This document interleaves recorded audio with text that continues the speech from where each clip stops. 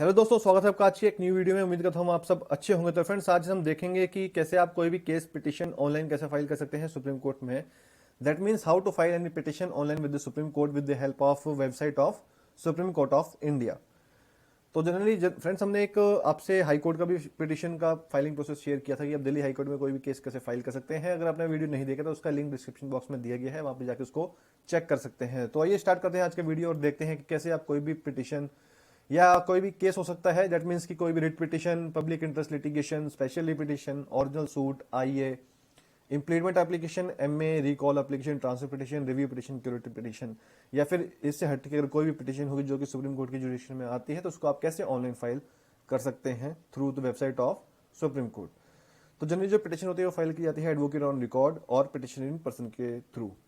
That means की petition को file करने के लिए सुप्रीम कोर्ट में एडवोकेट ऑन रिकॉर्ड के थ्रू या फिर वो पिटीशन इन पर्सन जैसा भी हो उसको आप फाइल कर सकते हैं। तो सबसे पहले देखते हैं इसका स्टेप वन। तो स्टेप वन में सबसे आपको पहले करना है कि आपको सुप्रीम कोर्ट ऑफ इंडिया की जो ऑफिशियल वेबसाइट्स है, जिसका लिंक आप स्क्रीन पे देख रहे हैं रेड फॉन्ट में, वहां पे जाके आपको क्लिक करना है। अगर आपने इसका जो लिंक है वो डिस्क्रिप्शन बॉक्स में दिया गया, आप वहां पे जाके भी सीधा उसको क्लिक करके जो उसकी ऑफिशियल पेज है वहां पे आप जा सकते हैं। तो सबसे पहले आपको क्लिक करने के बाद एक मेन्यू ओपन होगा जो कि आप स्क्रीन पे देख रहे हैं सुप्रीम कोर्ट ऑफ इंडिया के साथ ये जो डिस्क्रिप्शन है वो आपको स्क्रीन पे दी गई होंगी। तो सबसे पहले आपको लेफ्ट हैंड साइड में बॉटम में ई फाइलिंग का ऑप्शन देख रहे हैं, वहां पे उस पर आपको क्लिक करना है। उसको क्लिक करने के बाद आपके सामने एक मेन्यू ओपन होगा। ई फाइलिंग पे क्लिक करने के बाद आपके पास सामने कुछ इस तरह का मेन्यू ओपन होगा जिसमें आप देखेंगे कि लॉगिन, ई फाइलिंग मैन्युअल और न्यू रजिस्ट्रेशन, और इसके साथ साथ क्या क्या आपके साथ पास मतलब जो होना चाहिए डॉक्यूमेंट्स पीडीएफ फाइल में होना चाहिए, ब्लैक एंड व्हाइट होना चाहिए, ओसीआर के साथ ए4 साइज। ये जो जनरल कंडीशंस है कि आपकी जो फाइलिंग है, जो डॉक्यूमेंट्स है, क्या क्या क्राइटेरिया उसके लिए एलिजिबल होना चाहिए, जनरली आप स्क्रीन पे देख रहे हैं। और ई फाइलिंग मैनुअल पे आपको पूरी डिटेल्स आ जाएगी। तो उसके लिए जनरली हमें एक रजिस्ट्रेशन कराना पड़ता है। अगर आपका रजिस्ट्रेशन ऑनलाइन हो रखा है तो आपको सीधे लॉगिन पे जाके केस फाइलिंग प्रोसेस स्टार्ट करना है। और आप नए हैं या एडवोकेट रिकॉर्ड या पिटीशन प्रोसेस फाइल करना चाहते हैं तो आपको न्यू रजिस्ट्रेशन पे क्लिक करना है, जो कि आप टॉप में राइट हैंड साइड में देख रहे हैं। तो आप न्यू रजिस्ट्रेशन पे क्लिक करके आगे का प्रोसेस देखते हैं। तो न्यू रजिस्ट्रेशन पे क्लिक करने के बाद आपके सामने कुछ मेन्यू इस तरह से ओपन होगा कि यूजर रजिस्ट्रेशन के नीचे आपको यूजर का टाइप पूछा जाएगा कि दैट मीन्स कि आप पिटिशनर इन पर्सन फाइल करने जा रहे हैं या फिर एओआर के थ्रू फाइल कर रहे हैं। तो अगर आप एओआर के थ्रू फाइल करना चाहते हैं और आप एडवोकेट ऑन रिकॉर्ड हैं तो फिर आपको एओआर नंबर पे क्लिक करके आगे आपसे उसका नंबर पूछा जाएगा। तो आपको एओआर नंबर पे क्लिक करके आप आगे उस पर सर्च करेंगे। और जब आप एओआर नंबर पे क्लिक करके सर्च करेंगे तो आपकी जो भी नेसेसरी डिटेल्स होगी वो ऑटोमेटिकली स्क्रीन पर आ जाएंगी। फिर आपको कुछ जो नेसेसरी डिटेल्स हैं उनको फिलअप करके आगे उसको रजिस्टर कर देना है। और अगर आप पिटिशनर इन पर्सन के थ्रू फाइल करना चाहते हैं तो उस पर आप क्लिक करके जब आगे बढ़ेंगे तो कुछ इस तरह का मेन्यू आपको स्क्रीन पर ओपन होगा।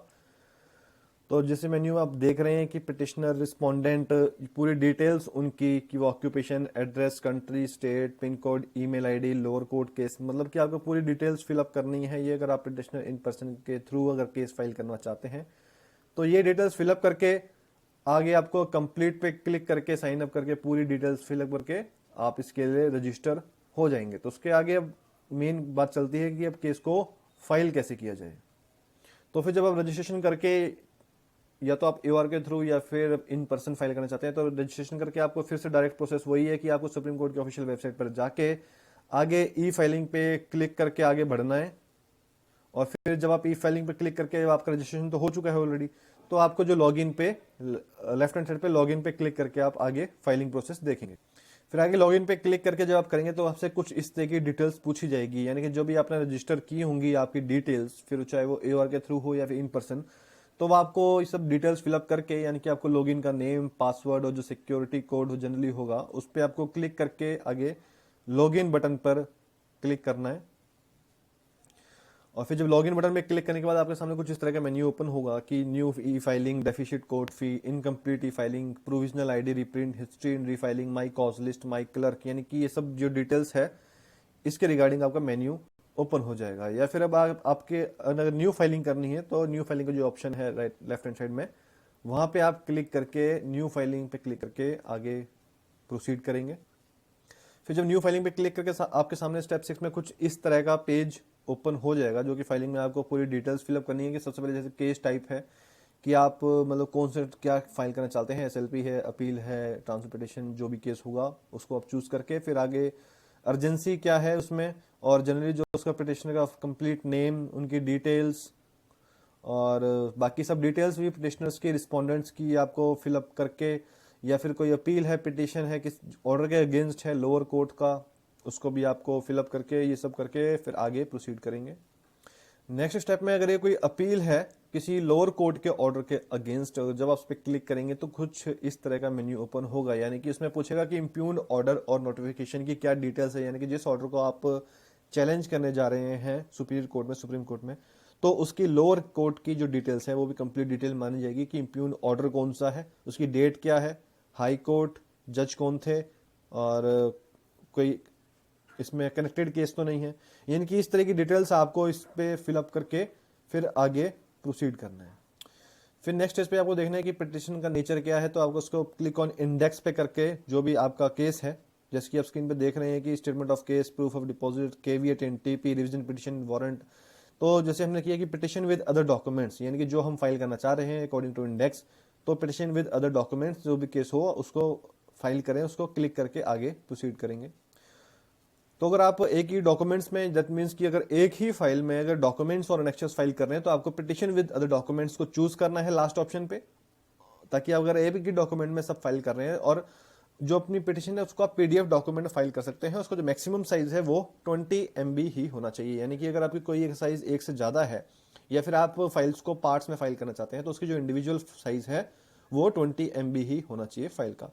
उसके बाद स्टेप 12 में है फिल एडिशनल पार्टी डिटेल्स, यानी कि जो एडिशनल पार्टीज है आपके, दैट मीन्स की पिटिशन नंबर 2, 3, 4 या फिर रिस्पोंडेंट नंबर 2, 3, 4, क्योंकि पहले जो मैंने जो मेन डिटेल्स भरी है उसमें सिर्फ पिटिशन नंबर 1 और रिस्पोंडेंट नंबर 1 की डिटेल्स फिलअप होंगी। उसके बाद आपका जो अनदर पिटिशनर और अनदर रिस्पोंडेंट्स होंगे उनकी जो एडिशनल डिटेल्स है उसको इस स्टेप पर फिलअप किया जाएगा। उसके बाद एंटर एडिशनल एडवोकेट डिटेल्स, कोई एडिशनल एडवोकेट्स की डिटेल्स हो तो भी इस स्टेज पर फिलअप की जाएगी, अदरवाइज उसको आप छोड़ भी सकते हैं। फिर आगे फिर उसके बाद नेक्स्ट स्टेप है फिल इन्फॉर्मेशन फॉर कैटेगराइजेशन। देखो केस को कैटेगरी वाइज डिवाइड करना पड़ता है, फिर चाहे आप अगर हाई कोर्ट में केस फाइल करते हैं सुप्रीम कोर्ट में, क्योंकि हर केस की कैटेगरी वाइज उसको डिवाइड किया गया है कि किस कैटेगरी का कोड है, तो उस कोड के अकॉर्डिंग उस जो भी उसका कोड होगा उसको फिलअप करके केस को आगे प्रोसीड करना है। उससे क्या है कि जो रजिस्ट्री है जो केस को फाइल करती है उसको ईजी होता है कि कैसे वो किसी भी केस को चेक कर सकती है कि उसको किस कैटेगरी में डिवाइड किया गया है और किस से वो बिलोंग करता है। और उसको फिलअप करने के बाद फिर आगे सब इन्फॉर्मेशन फिलअप की जाएगी जो देख रहे हैं स्क्रीन पर कि किस कीवर्ड और वाइज किया गया है। उसके बाद है लिमिटेशन इन्फॉर्मेशन, आपको लिमिटेशन की इन्फॉर्मेशन देनी है। अगर जो पिटिशन है टाइम बार्ड है तो सिस्टम जो होगा वो ऑटोमेटिकली उसको डिटेक्ट कर लेगा और उसको नेसेसरी डिटेल्स फिलअप करने के लिए कहेगा। अदरवाइज जो है इसमें कोई इन्फॉर्मेशन आपको डालने की जरूरत नहीं है, क्योंकि जब हम इसमें लोअर कोर्ट का ऑर्डर डालेंगे तो ऑटोमेटिक अगर कोई लिमिटेशन होगी तो वो जनरेट करके बता देगा कि जो टाइम बार्ड है लिमिटेशन, ये लिमिटेशन जो है वो खत्म हो चुकी है, ओवर हो चुकी है। उसके बाद आपको ऑनलाइन पेमेंट करनी है फीस की।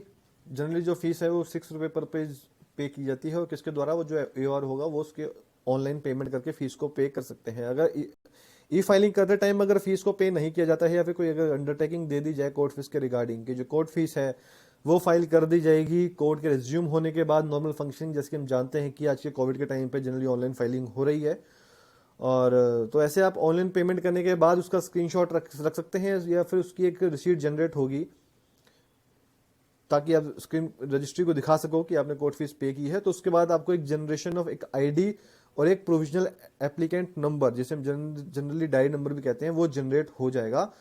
और फ्यूचर में आप कोई भी रिगार्डिंग उसके स्टेटस हो आप चेक कर सकते हैं उस डायरी नंबर से।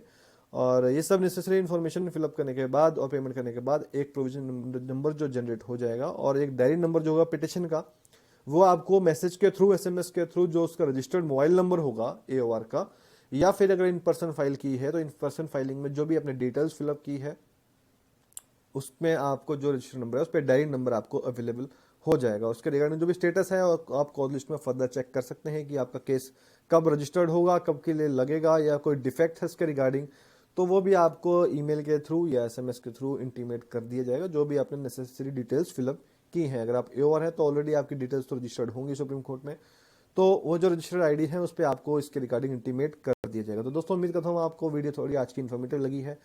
इसी तरह दिल्ली हाई कोर्ट का लिंक देखने के लिए आप वो उसका जो पूरा प्रोसेस है पिटिशन का वो भी आप लिंक में डिस्क्रिप्शन में लिंक दिया गया, आप जाके चेक कर सकते हैं।